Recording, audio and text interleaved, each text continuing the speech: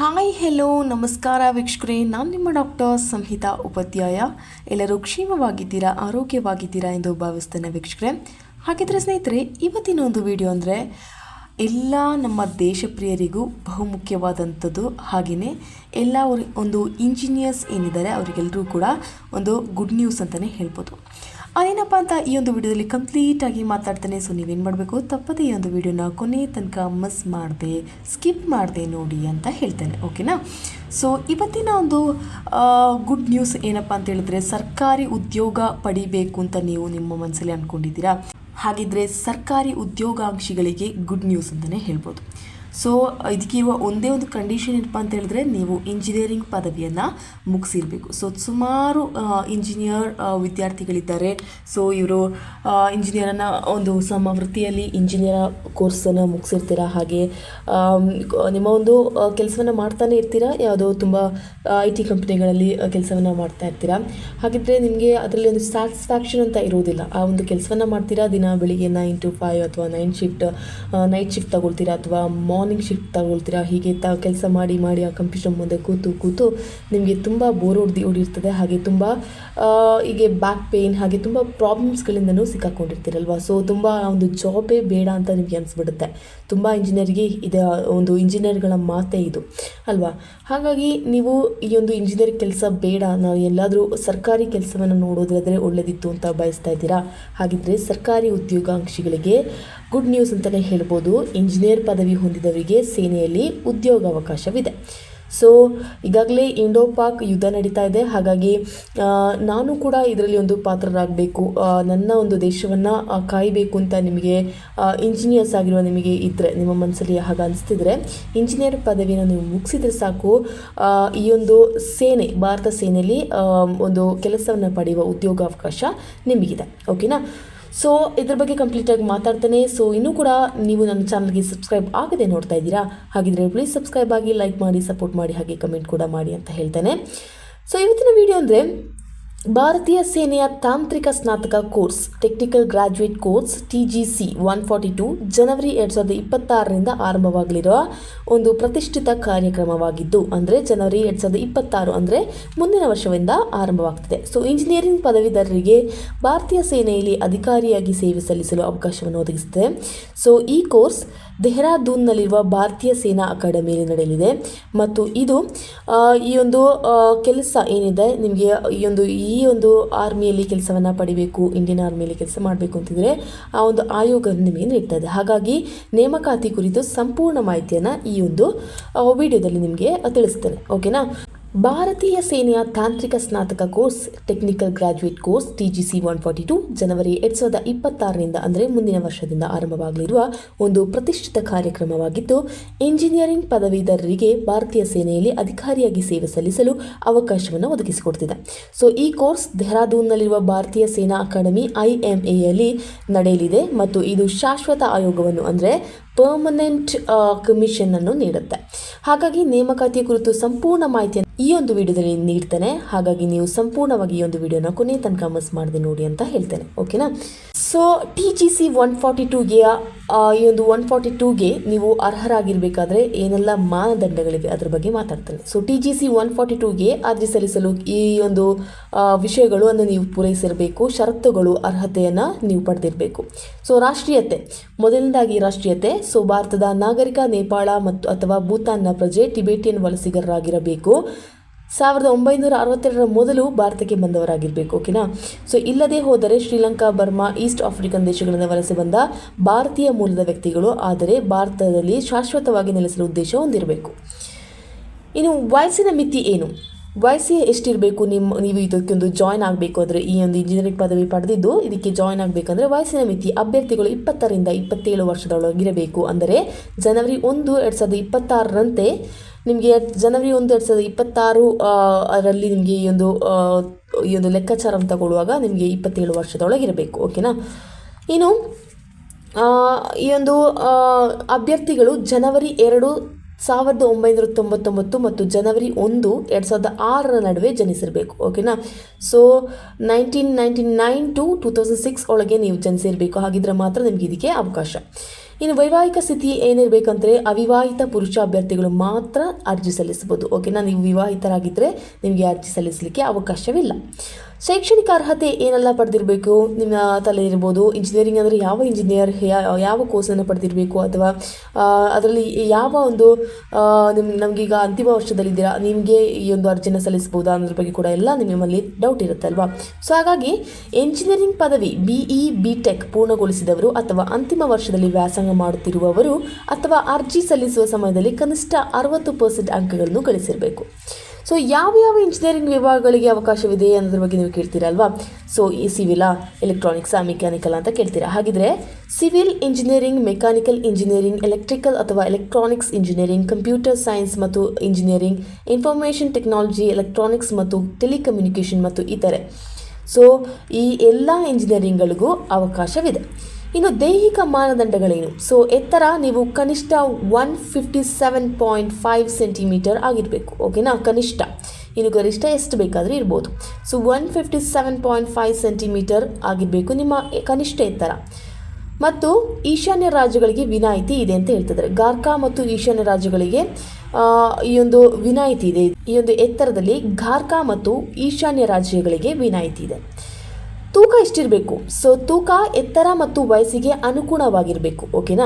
ಇನ್ನು ಕನಿಷ್ಠ ದೃಷ್ಟಿ ಮಾನದಂಡಗಳನ್ನು ಪೂರೈಸಬೇಕು. ವಿವರವಾದ ಮಾಹಿತಿಗೆ ಅಧಿಕೃತ ವೆಬ್ಸೈಟ್ ಅನ್ನು ಭೇಟಿ ನೀಡಿ ಅಂತಲೇ ಹೇಳ್ತೇನೆ ನಾನು ನಿಮಗೆ. ಸೊ ಕನಿಷ್ಠ ದೃಷ್ಟಿ ನಿಮ್ಮ ಮಾನದಂಡಗಳನ್ನು ಪೂರೈಸಬೇಕು ಅಂತ ಹೇಳ್ತೇನೆ. ಸೊ ಅದರ ಬಗ್ಗೆ ನೀವು ಈ ಒಂದು ವೆಬ್ಸೈಟ್ನ ಭೇಟಿ ನೀಡಿದ್ರೆ ನಿಮಗೆ ಆ ದೃಷ್ಟಿಯ ಬಗ್ಗೆನೂ ಕೂಡ ತಿಳ್ಕೊಬೋದು. ಇನ್ನು ಹಂತ ಇರುತ್ತೆ ನಿಮಗೆ ಇದನ್ನು ಹೇಗೆ ಸೆಲೆಕ್ಷನ್ ಪ್ರೋಸೆಸ್ ಅಥವಾ ಸ್ಕ್ರೀನಿಂಗ್ ಪ್ರೋಸೆಸ್ ಹೇಗಿರುತ್ತೆ ಅಂದರೆ, ಫಸ್ಟ್ ಶಾರ್ಟ್ ಲಿಸ್ಟಿಂಗ್ ಇರುತ್ತೆ ನಿಮಗೆ. ಸೊ ಭಾರತೀಯ ಸೇನೆಯ ಸಂಯೋಜಿತ ಪ್ರಧಾನ ಕಚೇರಿ ಇಂಟಿಗ್ರೇಟೆಡ್ HQ ಆಫ್ MOD ಅಭ್ಯರ್ಥಿಗಳ ಶೈಕ್ಷಣಿಕ ಕಾರ್ಯಕ್ಷಮತೆಯ ಆಧಾರದ ಮೇಲೆ ಶಾರ್ಟ್ ಲಿಸ್ಟ್ ಮಾಡುತ್ತೆ. ಸೊ ಇಂಜಿನಿಯರಿಂಗ್ ಪದವಿಯ ಅಂತಿಮ ವರ್ಷದಲ್ಲಿ ಗಳಿಸಿದ ಅಂಕಗಳನ್ನು ಗಣನೆಗೆ ತೆಗೆದುಕೊಳ್ಳಲಾಗುತ್ತೆ. ಓಕೆನಾ, ನೀವೀಗ ಫೈನಲ್ ಇಯರಲ್ಲಿ ಇದ್ದೀರಾ ಅಂದರೆ ಅಂತಿಮ ವರ್ಷದಲ್ಲಿ ನೀವು ಇಷ್ಟು ಒಂದು ಮಾರ್ಕ್ಸನ್ನು ಪಡ್ಕೊಂಡಿದ್ದೀರಾ ಅದರ ಬಗ್ಗೆ ಅದರ ಒಂದು ಅಂಕಗಳ ಮೇರೆಗೆ ಗಣನೆಗೆ ನಿಮ್ಮನ್ನು ತೆಗೆದುಕೊಳ್ಳಲಾಗುತ್ತೆ. ಇನ್ನು ಕಟ್ ಆಫ್ ಅಂಕಗಳನ್ನು ಪೂರೈಸಿದ ಅಭ್ಯರ್ಥಿಗಳು ಮಾತ್ರ ಮುಂದಿನ ಹಂತಕ್ಕೆ ಆಯ್ಕೆ ಆಗುತ್ತಾರೆ. ಸೊ ನಿಮಗೆ ಶಾರ್ಟ್ ಲಿಸ್ಟಿಂಗ್ ಇದೆ. ಓಕೆನಾ. ನೆಕ್ಸ್ಟ್ ಹಂತ 2 SSB ಸಂದರ್ಶನ ಕೂಡ ಇರುತ್ತೆ. ಫಸ್ಟ್ ಸ್ಟೆಪ್ ಅಂತ ಹೇಳಿದ್ರೆ ಶಾರ್ಟ್ ಲಿಸ್ಟಿಂಗ್ ಇರುತ್ತೆ ನಿಮಗೆ. ಇನ್ನು ಸೆಕೆಂಡ್ ಸ್ಟೆಪ್ ಅಂತ ಹೇಳಿದ್ರೆ SSB ಸಂದರ್ಶನ ಇರುತ್ತೆ. ಸೊ ಶಾರ್ಟ್ ಲಿಸ್ಟಿಂಗ್ ಆದ ಅಭ್ಯರ್ಥಿಗಳನ್ನು SSB ಸಂದರ್ಶನಕ್ಕೆ ಕರೆಯಲಾಗುತ್ತೆ.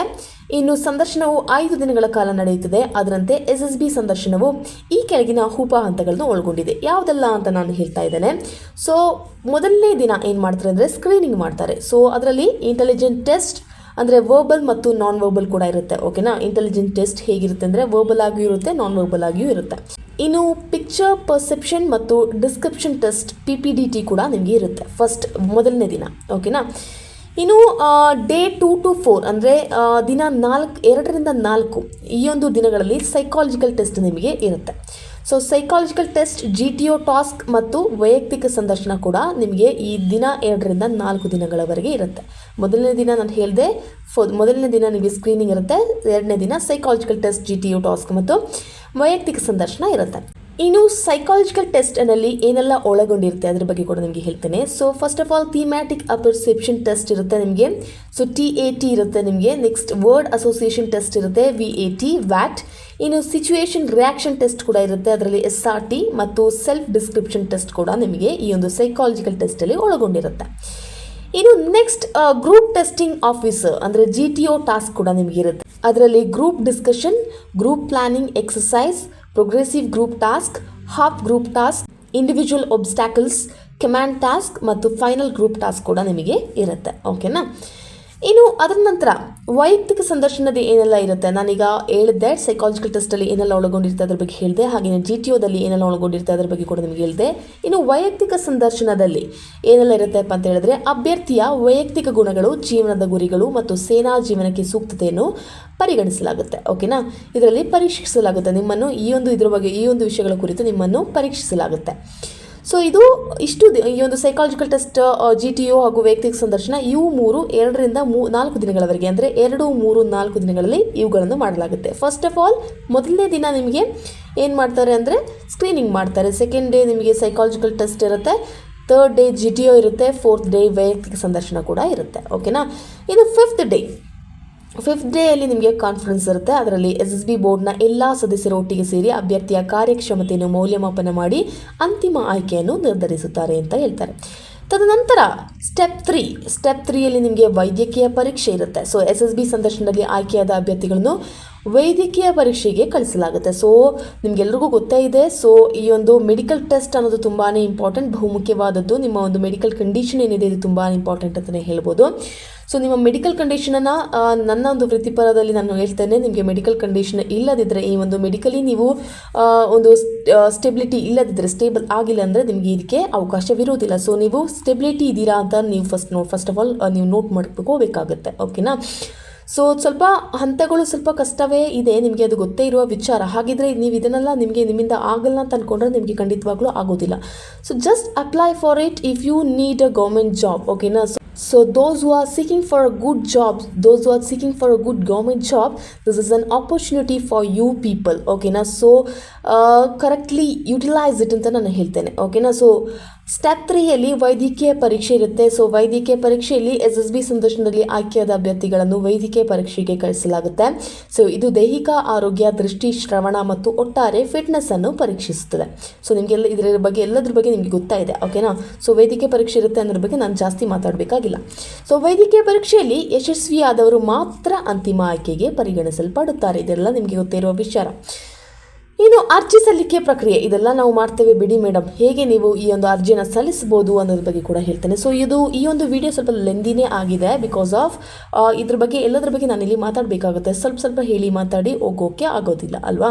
ಸೊ ಹಾಗಾಗಿ ಬೇಗನೆ ಹೇಳಿ ಮುಗಿಸ್ತಾ ಇದ್ದೇನೆ. ಓಕೆನಾ. ಸೊ ಅರ್ಜಿ ಸಲ್ಲಿಕೆ ಪ್ರಕ್ರಿಯೆ ಹೇಗೆ ಅನ್ನೋದ್ರ ಬಗ್ಗೆ ಹೇಳ್ತೇನೆ. ಸೊ ಅರ್ಜಿ ಸಲ್ಲಿಕೆ ಅವಧಿ ಯಾವಾಗ ಅಂತ ಹೇಳಿದ್ರೆ April 30, ಅಂದರೆ April 30, 2025 ಇಂದ May 29, 2025 ವರೆಗೆ ನಿಮಗೆ ಈ ಒಂದು ಅವಕಾಶವಿದೆ. ಓಕೆನಾ. ಸೊ ದಿಸ್ ಮಂತ್ ಎಂಡ್ 29 ವರೆಗೆ ನಿಮಗೆ ಅವಕಾಶವಿದೆ. So correctly utilise it, go for it ಅಂತ ನಾನು ಹೇಳ್ತೇನೆ.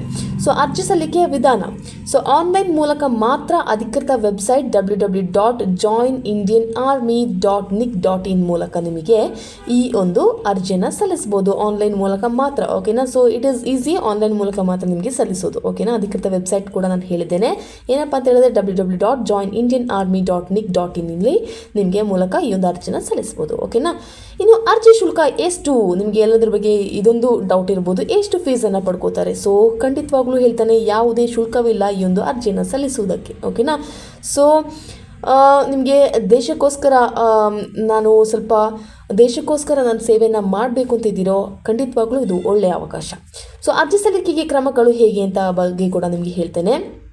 So first of all www.joinindianarmy.nic.in ಭೇಟಿ ನೀಡಿ. ಓಕೆನಾ. ಸೊ ಫಸ್ಟ್ ಆಫ್ ಆಲ್ ವೆಬ್ಸೈಟ್ಗೆ ಹೋಗಿ ಭೇಟಿ ನೀಡಿ. Next second step is officer entry, apply or login ಆಯ್ಕೆಯನ್ನು ಕ್ಲಿಕ್ ಮಾಡಿ. ಓಕೆನಾ. So you all are engineering students, so you know what to do ಅಲ್ವಾ. ಸೊ ನಿಮಗೆ ಹೇಗೆ ಅಪ್ಲೈ ಮಾಡೋದು ಅನ್ನೋದ್ರ ಬಗ್ಗೆ ನಿಮಗೆ ಖಂಡಿತವಾಗ್ಲೂ ಗೊತ್ತೇ ಇದೆ. So officer entry, apply or login ಆಯ್ಕೆಯನ್ನು ಕ್ಲಿಕ್ ಮಾಡಿ. ನೆಕ್ಸ್ಟ್ ನೋಂದಾಯಿತ ಖಾತೆಯನ್ನು ರಚಿಸಿ ಅಥವಾ ಲಾಗಿನ್ ಅನ್ನು ಮಾಡಿ. ಇನ್ನು TGC 142 ಅರ್ಜಿ ಫಾರ್ಮನ್ನು ಭರ್ತಿ ಮಾಡಿ. ವೈಯಕ್ತಿಕ, ನಿಮ್ಮ ಶೈಕ್ಷಣಿಕ ಮತ್ತು ಇತರ ವಿವರಗಳನ್ನು ನಮೂದಿಸಿ. ಆದರೆ ಒಂದು ಹೇಳ್ತೇನೆ ನಾನು, ಏನೆಲ್ಲ ಒಂದು ಫಿಲಪ್ ಮಾಡ್ತಿರೋ ಅದನ್ನೆಲ್ಲವನ್ನು ಕರೆಕ್ಟಾಗಿ ನಿಮ್ಮ ಒಂದು ನಿಜವಾದ ಡಾಕ್ಯುಮೆಂಟ್ಸ್ನ ಮೂಲಕನೇ ಮಾಡಿ. ಖಂಡಿತವಾಗ್ಲೂ ಇಲ್ಲಿ ಸ್ಕ್ಯಾಮನ್ನು ಮಾಡಲಿಕ್ಕೆ ಹೋಗಬೇಡಿ. ಓಕೆನಾ. ನೆಕ್ಸ್ಟ್ ಅಗತ್ಯ ದಾಖಲಾತಿಗಳು. ಸೊ ಏನೆಲ್ಲ ಅಗತ್ಯ ದಾಖಲಾತಿಗಳು ಬೇಕು ಅನ್ನೋದ್ರ ಬಗ್ಗೆ ಕೂಡ ನೀವು ಕನ್ಫ್ಯೂಸ್ಡ್ ಆಗಿರ್ತೀರಲ್ವಾ. ಸೊ ನಿಮ್ಮ ಒಂದು ಫೋಟೋ, ಸಹಿ, ಶೈಕ್ಷಣಿಕ ಪ್ರಮಾಣ ಪತ್ರಗಳು ಏನಿವೆ ಅವುಗಳೆಲ್ಲವೂ ಕೂಡ ಬೇಕು. ಓಕೆನಾ. ಅಂದರೆ ನಿಮ್ಮ ಒಂದು ಇಂಜಿನಿಯರಿಂಗ್ ಮಾರ್ಕ್ಸ್ ಕಾರ್ಡ್ಸ್ ಏನಿರುತ್ತೆ ಅದು ಬೇಕೇ ಬೇಕು. ಓಕೆನಾ. ಗ್ರ್ಯಾಜುಯೇಷನ್ದು ಎಲ್ಲವೂ ಕೂಡ ಬೇಕಾಗುತ್ತೆ. ಸೊ ಅಪ್ಲೋಡನ್ನು ಮಾಡಿ. ಇದನ್ನೆಲ್ಲ ಕೊಟ್ಟು ಅಗತ್ಯ ದಾಖಲಾತಿಗಳನ್ನು ನೀವು ಸ್ಕ್ಯಾನ್ ಮಾಡಿ ಅಪ್ಲೋಡ್ ಮಾಡಿ. ನೆಕ್ಸ್ಟ್ ಅರ್ಜಿಯನ್ನು ಪರಿಶೀಲಿಸಿ ಸಲ್ಲಿಸಿ. ಓಕೆನಾ. ಒನ್ಸ್ ಅಗೇನ್ ಚೆಕ್ ಮಾಡಿ ಅದನ್ನು ಕೊಡಿ. ನೆಕ್ಸ್ಟ್ ಸಲ್ಲಿಕೆಯಾದ ಫಾರ್ಮ್ನ ಪ್ರಿಂಟ್ಔಟನ್ನು ನೀವು ತೆಗೆದುಕೊಂಡು ನಿಮ್ಮ ಕೈಯಲ್ಲಿ ಇಟ್ಕೊಳ್ಳಿ. ಓಕೆನಾ. ನೆಕ್ಸ್ಟ್ ಖಾಲಿ ಹುದ್ದೆಗಳು ಹೇಗಿವೆ ಅನ್ನೋದ್ರ ಬಗ್ಗೆ ಕೂಡ ಹೇಳ್ತೇನೆ. ಸೊ ಇಷ್ಟೆಲ್ಲ ಮಾಡಿದ್ರೆ ನಮಗೆ ಅಲ್ಲಿ ನಿಜವಾಗ್ಲೂ ಖಂಡಿತವಾಗ್ಲೂ ಜಾಬ್ ಸಿಗುತ್ತಾ, ಖಂಡಿತವಾಗ್ಲೂ ಅದ್ರ ಬಗ್ಗೆ ಕೂಡ ಮಾತಾಡ್ತೇನೆ. ಸೊ TGC 142ಗೆ ಒಟ್ಟು 30 ಖಾಲಿ ಹುದ್ದೆಗಳಿವೆ. ಒಂದಲ್ಲ ಎರಡಲ್ಲ 30 ಜಾಬ್ಸ್ ಇದೆ. ಓಕೆನಾ. ಸೊ ನಿಖರವಾದ ವಿವರಗಳನ್ನು ಅಧಿಕೃತ ಅಧಿಸೂಚನೆಯಲ್ಲಿ ಘೋಷಿಸಲಾಗುವುದು ಅಂತ ಕೂಡ ಅವ್ರು ಹೇಳಿದ್ದಾರೆ. ಹಾಗಿದ್ರೆ ನಿಮಗೆ ಆ ಒಂದು ವೆಬ್ಸೈಟಲ್ಲಿ ಕರೆಕ್ಟಾಗಿ ನಾನು ಎಲ್ಲದ್ರ ಬಗ್ಗೆ ಇಲ್ಲಿ ಆದಷ್ಟು ಎಲ್ಲದ್ರ ಬಗ್ಗೆ ಇನ್ಫಾರ್ಮೇಷನ್ನ ಕಲೆಕ್ಟ್ ಮಾಡಿ ನಿಮಗೆ ತಿಳಿಸ್ತಾ ಇದ್ದೇನೆ. ಇನ್ನೂ ನಿಮಗೆ ಇನ್ಫಾರ್ಮೇಷನ್ ಬೇಕು ಅಂತ ಹೇಳಿದ್ರೆ ನಿಮಗೆ ಅಧಿಕೃತ ವೆಬ್ಸೈಟಲ್ಲಿ ಹೋಗಿ ನೋಡ್ಕೋಬೋದು. ಓಕೆನಾ. ಸೊ ಒಟ್ಟು 30 ಖಾಲಿ ಹುದ್ದೆಗಳಿದೆ. So don't miss it. ಓಕೆನಾ. ಸೊ ಖಾಲಿ ಹುದ್ದೆಗಳನ್ನು ಎಂಜಿನಿಯರಿಂಗ್ ವಿಭಾಗದ ಆಧಾರದ ಮೇಲೆ ವಿಂಗಡಿಸಲಾಗುತ್ತೆ. ಸೊ ಉದಾಹರಣೆಗೆ ಸಿವಿಲ್, ಮೆಕ್ಯಾನಿಕಲ್, ಎಲೆಕ್ಟ್ರಾನಿಕ್ಸ್ ಇತ್ಯಾದಿಯನ್ನು ವಿಂಗಡಿಸಲಾಗುತ್ತೆ. ಸೊ ಎಲೆಕ್ಟ್ರಾನಿಕ್ಸ್ಗೆ ಇಷ್ಟು ಒಂದು 5 ಜಾಬ್ಸ್ ಅಥವಾ ಸಿವಿಲ್ಗೆ ಇಷ್ಟೊಂದು 5 ಜಾಬ್ಸ್ ಅಂತ ಬಗ್ಗೆ ಅವರು ಡಿವೈಡ್ ಮಾಡಿ ಇಟ್ಟಿರ್ತಾರೆ. ಓಕೆನಾ. ಸೊ ಹಾಗಾಗಿ ನೀವು ಬೇಗನೆ ಕೂಡಲೇ ಅರ್ಜಿ ಸಲ್ಲಿಸಿ. ನಿಮ್ಮ ಒಂದು ಕ್ಷಮತೆ, ಕಾರ್ಯಕ್ಷಮತೆ ಇವೆಲ್ಲವನ್ನು ನಿಮ್ಮ ಒಂದು ವೈದ್ಯಕೀಯ ಪರೀಕ್ಷೆ ಆಗಲಿ, ನಿಮ್ಮ ಒಂದು ಸ್ಕ್ರೀನಿಂಗ್ ಆಗಲಿ, ಇದರೆಲ್ಲವೂ ಮೂಲಕ ನೀವು ಸ್ವಲ್ಪ ಹುಷಾರು ಮಾಡಿದ್ರೆ ಸಾಕು, ನಿಮಗೆ ಈ ಒಂದು ಜಾಬ್ ಸಿಗುತ್ತೆ. ಸೊ ತರಬೇತಿ ಹೇಗಿರುತ್ತೆ ಅದರ ಬಗ್ಗೆ ಕೂಡ ಹೇಳ್ತೇನೆ. ಸೊ ಆಯ್ಕೆಯಾದ ಅಭ್ಯರ್ಥಿಗಳು ಜನವರಿ 2026ರಿಂದ ದೆಹರಾದೂನ್ನ ಭಾರತೀಯ ಸೇನಾ ಅಕಾಡೆಮಿಯಲ್ಲಿ IMA 1 ವರ್ಷ ತರಬೇತಿಯನ್ನು ಪಡೆಯುತ್ತಾರೆ. ಓಕೆನಾ. ಸೊ ತರಬೇತಿಯ ಶೈಕ್ಷಣಿಕ, ದೈಹಿಕ, ಈ ಒಂದು ತರಬೇತಿಯು ಏನೆಲ್ಲ ಒಳಗೊಂಡಿರುತ್ತೆ ಅಂದರೆ ಇದೊಂದು ತರಬೇತಿಯು ಶೈಕ್ಷಣಿಕ, ದೈಹಿಕ ಮತ್ತು ಸೇನಾ ಕೌಶಲ್ಯಗಳನ್ನು ಒಳಗೊಂಡಿರುತ್ತೆ. ಇನ್ನು ತರಬೇತಿಯ ನಂತರ ಅಭ್ಯರ್ಥಿಗಳಿಗೆ ಲೆಫ್ಟಿನೆಂಟ್ ಶ್ರೇಣಿಯಲ್ಲಿ ಶಾಶ್ವತ ಆಯೋಗವನ್ನು ಕೂಡ ನೀಡಲಾಗುತ್ತೆ. ಸೊ ಇದು ಪರ್ಮನೆಂಟಾ ಅಥವಾ ಟೆಂಪ್ರರಿ ಅಂತ ಅದ್ರ ಬಗ್ಗೆ ನಿಮಗೆ ತಲೆ ಇರ್ಬೋದು. ಸೊ ನಿಮ್ಮ ಶಾಶ್ವತವನ್ನು ಕೂಡ ಮಾಡಲಾಗುತ್ತೆ. ಈ ಒಂದು ಜಾಬನ್ನು ಶಾಶ್ವತ ಮಾಡಲಾಗುತ್ತೆ. ಹೇಗೆ ಅಂದರೆ ಅಭ್ಯರ್ಥಿಗೆ ಲೆಫ್ಟಿನೆಂಟ್ ಶ್ರೇಣಿಯಲ್ಲಿ ನಿಮಗೆ ಶಾಶ್ವತವನ್ನು ಆಗಿ ಈ ಒಂದು ಜಾಬನ್ನು ಮಾಡಲಾಗುತ್ತೆ. ಸೊ ವೇತನ ಮತ್ತು ಸೌಲಭ್ಯಗಳು ಇದ್ರ ಬಗ್ಗೆ ಖಂಡಿತವಾಗ್ಲೂ ನೀವು ಕೇಳ್ತೀರಾ. ಸೊ ಹೇಗೆ ನಿಮ್ಮ ವೇತನ, ನಿಮ್ಮ ಸ್ಯಾಲರೀಸ್ ಹೇಗಿರುತ್ತೆ ಅನ್ನೋದ್ರ ಬಗ್ಗೆ ಕೂಡ ಹೇಳ್ತೇನೆ. ಸೊ ವೇತನ ತರಬೇತಿಯ ಸಮಯದಲ್ಲಿ ಸ್ಟೈಪೆಂಡ್ ಸುಮಾರು ಈ ಒಂದು ಸ್ಟಾರ್ಟಿಂಗ್ ಅಪ್ 56,100 ಅಂದರೆ ಪರ್ ಮಂತ್ 56,100 ರೂಪಾಯಿ, ಅಂದರೆ ಪ್ರತಿ ತಿಂಗಳು 56,100 ರೂಪಾಯಿ ಇಂದ ಸ್ಟಾರ್ಟ್ ಆಗುತ್ತೆ. ಓಕೆನಾ. ಸೊ 7ನೇ ವೇತನ ಆಯೋಗದ ಲೆವೆಲ್ 10ರಂತೆ ನಿಮಗೆ ಈ ಒಂದು 56,100 ರೂಪಾಯಿಯನ್ನು ನಿಮಗೆ ಕೊಡ್ತಾರೆ. ಇನ್ನು ಆಯೋಗದ ನಂತರ ಲೆಫ್ಟಿನೆಂಟ್ ಶ್ರೇಣಿಯಲ್ಲಿ ನಿಮಗೆ ಹೇಗೆ ಸಿಗುತ್ತೆ ಅಂದರೆ ಹೇಳಿದ್ರೆ 56,100ರಿಂದ 1,77,500ರವರೆಗೂ ನಿಮಗೆ ಈ ಒಂದು ಹೊರಗಿನ ವೇತನವನ್ನು ನಿಮಗೆ ಕೊಡಲಾಗುತ್ತೆ. ಓಕೆನಾ. ಜೊತೆಗೆ ಎಲ್ಲ ಭತ್ಯೆಗಳಿರುತ್ತೆ. ನಿಮಗೆಲ್ಲ ಏನೆಲ್ಲ ಭತ್ಯೆಗಳು ಸಿಗುತ್ತೆ ಅನ್ನೋದ್ರ ಬಗ್ಗೆ, ಆರ್ಮಿ ಆಫೀಸರ್ಸ್ಗೆ ಆಗಲಿ, ಆರ್ಮಿಯಲ್ಲಿ ಇದ್ದವರಿಗೆ ಏನೆಲ್ಲ ಭತ್ಯೆ, ಕ್ಯಾಂಟೀನ್ ಫೆಸಿಲಿಟೀಸ್ ಆಗಲಿ, ಮೆಡಿಕಲ್ ಫೆಸಿಲಿಟೀಸ್ ಆಗಲಿ, ಏನೆಲ್ಲ ಸಿಗುತ್ತೋ ಅದೆಲ್ಲವೂ ಕೂಡ ನಿಮಗೆ ಸಿಗುತ್ತೆ. ಜೊತೆಗೆ ಭತ್ಯೆಗಳನ್ನು ಸೇರಿಸಿ ಈ ಒಂದು 56,100ರಿಂದ 1,77,500 ರೂಪೀಸ್ ಅಂದರೆ 56,100ರಿಂದ 1,77,500 ರೂಪಾಯಿವರೆಗಿನ ವೇತನ ಸೌಲಭ್ಯಗಳು ನಿಮಗೆ ಸಿಗುತ್ತೆ. ಓಕೆನಾ. ಇನ್ನು ಸೌಲಭ್ಯಗಳೇನು ಅದರ ಬಗ್ಗೆ ಕೂಡ ಹೇಳ್ತೇನೆ. ಸೊ ಉಚಿತ ವೈದ್ಯಕೀಯ ಸೌಲಭ್ಯ ನಿಮಗೆ ಸಿಗುತ್ತೆ, ನಿಮಗೆಲ್ಲರೂ ಗೊತ್ತೇ ಇರುವ ವಿಚಾರ. ಸೊ ಉಚಿತ ವೈದ್ಯಕೀಯ ಸೌಲಭ್ಯ ನಿಮಗೆ ಸಿಗುತ್ತೆ. ಪಿಂಚಣಿ ಯೋಜನೆ ಇದೆ ನಿಮಗೆ.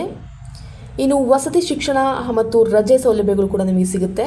ಇನ್ನು ಕ್ಯಾಂಟೀನ್ ಸೌಲಭ್ಯಗಳು ಕೂಡ ಸಿಗುತ್ತೆ. ಇನ್ನು ವಿಮೆ ಮತ್ತು ಇತರ ಆರ್ಥಿಕ ಪ್ರಯೋಜನಗಳು ಕೂಡ ನಿಮಗೆ ಸಿಗುತ್ತೆ.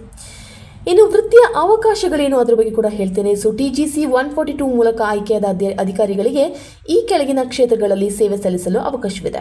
ಸೊ ಕಾರ್ಪ್ಸ್ ಆಫ್ ಇಂಜಿನಿಯರ್ಸ್, ಸೇತುವೆ, ರಸ್ತೆ ಮತ್ತು ಇತರ ಮೂಲಸೌಕರ್ಯಗಳನ್ನು ನಿರ್ಮಿಸುವುದು.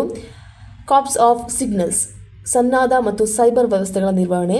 ಇನ್ನು ಕಾರ್ಪ್ಸ್ ಆಫ್ ಎಲೆಕ್ಟ್ರಾನಿಕ್ಸ್ ಮತ್ತು ಮೆಕ್ಯಾನಿಕಲ್ ಇಂಜಿನಿಯರ್ಸ್, ಸೇನಾ ಉಪಕರಣಗಳ ದುರಸ್ತಿ ಮತ್ತು ನಿರ್ವಹಣೆಯನ್ನು ಕೂಡ ನಿಮಗೆ ನೀಡಲಾಗುತ್ತೆ. ಇನ್ನು ಮೆಕ್ಯಾನಿಕಲ್ ಇಂಜಿನಿಯರ್ಸ್, ಸೇನಾ ಉಪಕರಣಗಳ ದುರಸ್ತಿ ಏನಿದೆ ಅದನ್ನ ಕೂಡ ನಿಮಗೆ ನಿಮ್ಮ ಒಂದು ಫೀಲ್ಡ್ ಏನಿದೆ ಅದರಲ್ಲಿ ನಿಮಗೆ ವರ್ಕ್ ಸಿಗುತ್ತೆ ಅಂತ ಹೇಳ್ತಾ ಇದ್ದಾರೆ. ಓಕೆನಾ. ಸೊ ಪ್ರಮುಖ ದಿನಾಂಕಗಳು ಯಾವುವು ಅಂತ ಹೇಳಿದ್ರೆ ಅಧಿಸೂಚನೆ ಬಿಡುಗಡೆ ಯಾವಾಗ ಮಾಡಿದ್ದಾರೆ, ಏಪ್ರಿಲ್ 2025 ಕೊಟ್ಟಿದ್ದಾರೆ. ಇನ್ನು ಆನ್ಲೈನ್ ಅರ್ಜಿ ಪ್ರಾರಂಭ ಯಾವಾಗ ಆಗಿದೆ ಅಂದರೆ ಏಪ್ರಿಲ್ 30 ಇಂದ 2025ರಿಂದ ಈಗಾಗಲೇ ಆರಂಭವಾಗಿದೆ. ಓಕೆನಾ. ಇನ್ನು ಅರ್ಜಿ ಸಲ್ಲಿಕೆಯ ಕೊನೆ ದಿನಾಂಕ ಯಾವಾಗಪ್ಪ ಅಂತ ಹೇಳಿದ್ರೆ May 29, 2025. ಸೊ ತಪ್ಪದೆ ಬೇಗನೆ ಹೋಗಿ ಬೇಗನೆ ಅರ್ಜಿಯನ್ನು ಸಲ್ಲಿಸಿ ಅಂತ ಹೇಳ್ತೇನೆ. ಸೊ SSB ಸಂದರ್ಶನ ಯಾವಾಗ ಅಂದರೆ ಜುಲೈ, ಅಕ್ಟೋಬರ್ನಲ್ಲಿ ಇರುತ್ತೆ ತಾತ್ಕಾಲಿಕವಾಗಿ ಅಂತ ಹೇಳ್ತಾ ಇದ್ದಾರೆ. ಓಕೆನಾ. ಸೊ ಇನ್ನು ಕೋರ್ಸ್ ಆರಂಭ ಯಾವಾಗದಿಂದ ಅಂತ ಹೇಳಿದ್ರೆ ಜನವರಿ 2026ರಿಂದ ಜನವರಿ 2026ರಿಂದ ಈ ಒಂದು ಕೋರ್ಸ್ ಆರಂಭವಾಗಲಿದೆ. ಓಕೆನಾ. ಇನ್ನು ಸಲಹೆಗಳು ಮತ್ತು ತಯಾರಿ ಏನಪ್ಪ ಅಂತ ಹೇಳಿದ್ರೆ SSB ಸಂದರ್ಶನಕ್ಕೆ ತಯಾರಿ ಮಾಡ್ಕೊಳ್ಳಿ. ಸೊ ದೈಹಿಕ ಫಿಟ್ನೆಸ್ಗೆ ಒತ್ತು ನೀಡಿ, ದೈನಂದಿನ ವ್ಯಾಯಾಮ, ಓಟ, ಒಬ್ಸ್ಟ್ಯಾಕಲ್ಸ್ ತರಬೇತಿ, ಸೈಕಾಲಜಿಕಲ್ ಟೆಸ್ಟ್ಗೆ ತಯಾರಿಗಳು, TAT, WAT ಮತ್ತು SRTಗಳನ್ನು ಅಭ್ಯಾಸ ಮಾಡಿ. ನೆಕ್ಸ್ಟ್ ಗ್ರೂಪ್ ಡಿಸ್ಕಷನ್ ಮತ್ತು ಲೀಡರ್ಶಿಪ್ ಕೌಶಲ್ಯಗಳನ್ನು ಸುಧಾರಿಸಿ ಓದಿನ ಮೂಲಕ ಸಾಮಾನ್ಯ ಜ್ಞಾನವನ್ನು ಕೂಡ ವೃದ್ಧಿಸಿಕೊಳ್ಳಿ ಅಂತ ನಾನು ಹೇಳ್ತೇನೆ. ಇನ್ನು ದಾಖಲಾತಿಗಳನ್ನು ಕೂಡ ಕರೆಕ್ಟಾಗಿ ಇಟ್ಕೊಳ್ಳಿ ಅಂತ ಹೇಳ್ತೇನೆ. ಸೊ ಅರ್ಜಿ ಸಲ್ಲಿಕೆಗೆ ಮೊದಲು ಎಲ್ಲ ಅಗತ್ಯ ದಾಖಲಾತಿಗಳನ್ನು, ಮಾರ್ಕ್ ಶೀಟ್, ಫೋಟೋ ಸಹಿ ಸಿದ್ಧವಾಗಿ ಇಟ್ಕೊಳ್ಳಿ. ಇನ್ನು ಕೋಚಿಂಗ್, SSB ಸಂದರ್ಶನಕ್ಕೆ ವಿಶೇಷ ಕೋಚಿಂಗ್ ಕೇಂದ್ರಗಳ ಸಹಾಯವನ್ನು ಕೂಡ ನೀವು ಪಡ್ಕೋಬೋದು ಅಂತ ಹೇಳ್ತಾರೆ.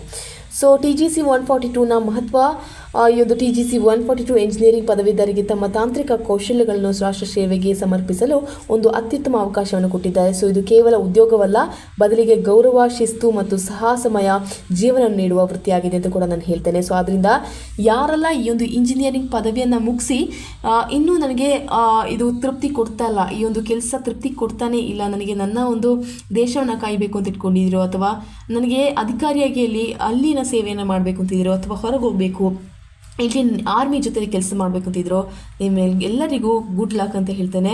ಸೊ ಯಾರೆಲ್ಲ ಈ ಒಂದು ಇಂಜಿನಿಯರಿಂಗ್ ಲಾಸ್ಟ್ ಇಯರಲ್ಲಿ ಇದ್ದೀರಾ, ನಿಮಗೆ ಹೋಗಬೇಕು ಅಂತ ಹೇಳಿದ್ರೆ ಅರ್ಜಿಯನ್ನು ಸಲ್ಲಿಸಿ. ಹಾಗೆ ನಿಮಗೆ ಈ ಒಂದು ವೃತ್ತಿ ಬೇಕು ಅಂತ ಹೇಳಿದ್ರೆ ಖಂಡಿತವಾಗ್ಲೂ ಎಲ್ಲ ರೀತಿಯಿಂದಲೂ ನೀವು ಶ್ರಮ ವಹಿಸಿ ಖಂಡಿತವಾಗ್ಲೂ ನೀವು ಸಕ್ಸೀಡ್ ಆಗ್ತೀರಾ ಅಂತ ಹೇಳಿ ನನ್ನ ಎಲ್ಲ ಆಶೀರ್ವಾದವು ನಿಮಗೆ ಇರುತ್ತೆ. ಹಾಗೆ ಪ್ರಿಯ ವೀಕ್ಷಕರೇ, ನಿಮ್ಮ ಮಕ್ಕಳನ್ನು ನೀವು ಈ ಒಂದು ದೇಶಕ್ಕೆ ದೇಶ ಸೇವೆಗೆ ಕೊಡಬೇಕು ಅಂತ ನಿಮ್ಮ ಒಂದು ತಾಂಬೆಯ ಮಾತಿಗೆ ನೀವು ನೀಡಬೇಕು ಅಂತಿದ್ರೆ ಖಂಡಿತವಾಗ್ಲೂ ನಿಮ್ಮ ಮಕ್ಕಳನ್ನು ಕಳಿಸಿ ಅಂತ ಹೇಳ್ತಾ ಈ ಒಂದು ವಿಡಿಯೋನಲ್ಲಿ ಸ್ಟಾಪ್ ಮಾಡ್ತೇನೆ. ಸೊ ಇದರಲ್ಲಿ ಏನಾದರೂ ಡೌಟ್ ನಿಮಗೆ ಇನ್ನೂ ಕೂಡ ಇದ್ದರೆ ಖಂಡಿತವಾಗ್ಲೂ ನನಗೆ ಮೆಸೇಜ್ ಮಾಡಿ, ಅಂದರೆ ಟೆಕ್ಸ್ಟ್ ಮಾಡಿ ನನ್ನ ಒಂದು ಕಮೆಂಟ್ ಬಾಕ್ಸಲ್ಲಿ ಅಂತ ಹೇಳ್ತೇನೆ. ಸೊ ನಿಮ್ಮ ಒಂದು ಕಮೆಂಟ್, ನಿಮ್ಮ ಒಂದು ಲೈಕ್ ನನಗೆ ತುಂಬಾ ಮುಖ್ಯ ಅಂತ ಹೇಳ್ತಾ ಈ ಒಂದು ವಿಡಿಯೋನಲ್ಲಿ ಸ್ಟಾಪ್ ಮಾಡ್ತಾ ಇದ್ದೇನೆ. ಜೈ ಹಿಂದ್ ಅಂತ ಹೇಳ್ತಾ, ಸೊ ಧನ್ಯವಾದಗಳು.